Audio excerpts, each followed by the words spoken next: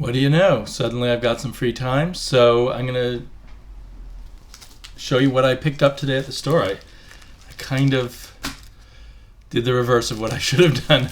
I think I just had 6 or 7 books on my pull list, and I should have just taken those and gone.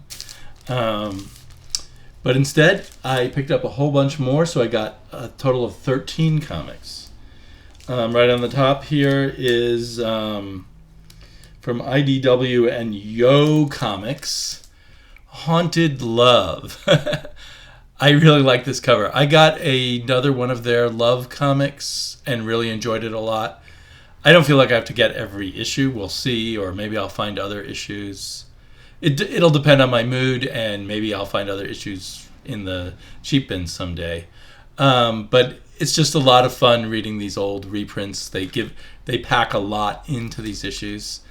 I assume they're not paying any creators, which is a little sad. That this is all out of copyright stuff. But I guess that's just part of the history of comics. Saga 34 with this awesome cover. I did not love the last issue of Saga, but generally Saga's been really strong.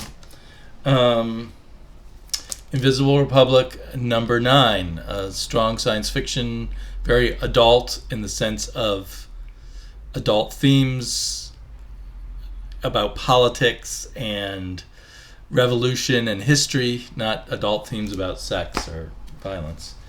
Pluto Nuh. I think this is the last issue. I'm fine with that. If it were to go on any longer, I would have dropped it.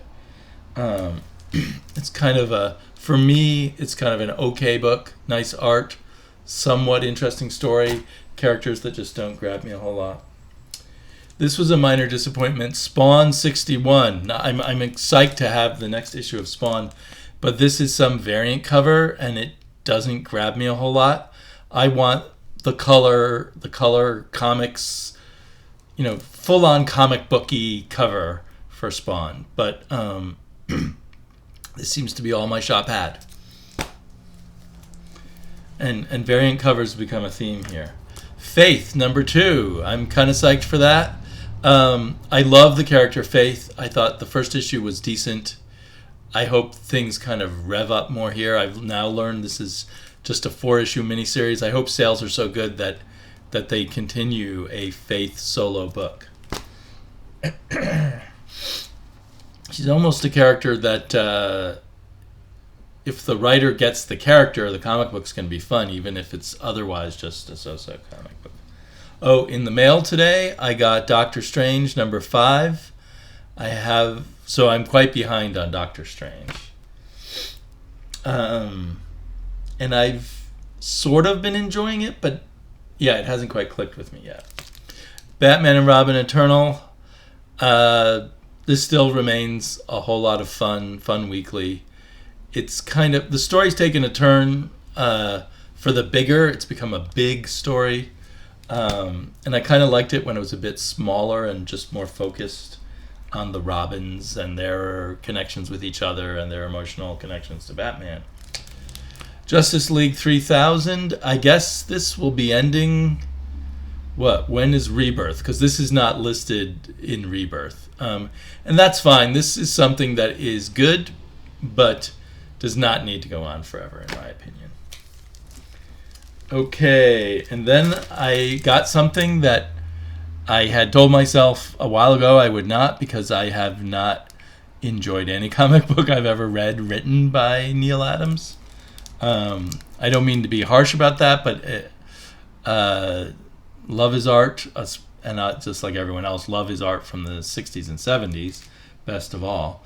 But this is a pretty good cover. If this issue's half good and it has fun art, it'll be worth collecting the whole series. But somehow I suddenly had this Neal Adams craving. So when I picked up Grayson, I got the Neal Adams variant.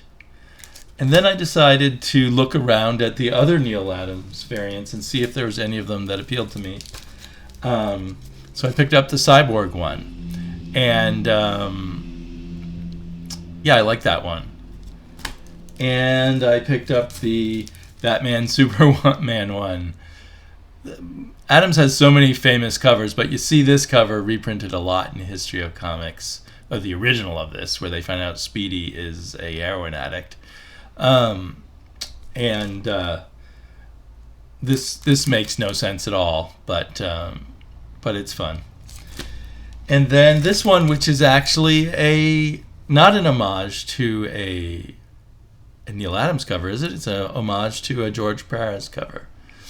So I I bought these for the covers. I mean, I plan to read them. These three are just series that I don't read normally, or I'm waiting for trades. Depending. Actually, I take that back. I was alerted to the fact that Tom Taylor was on Batman Superman, so I picked up the last Tom Taylor issue, and I had forgotten to pick up this one. So really, I only got 2 comics that I wouldn't normally have wanted to read. I've liked Greg Pak's Action Comics, but I don't like the way it has to constantly tie in with the other Superman comics, so I dropped off of it. And I feel like I've heard kind of so-so things about the end of Greg Pak's run here.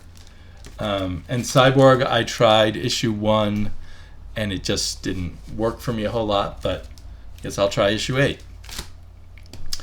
So, I hope all of you guys got some good comics, or will be getting some good comics this weekend. I hope these are good comics. I hope Neal Adams really surprises me. Talk to y'all later. Bye-bye.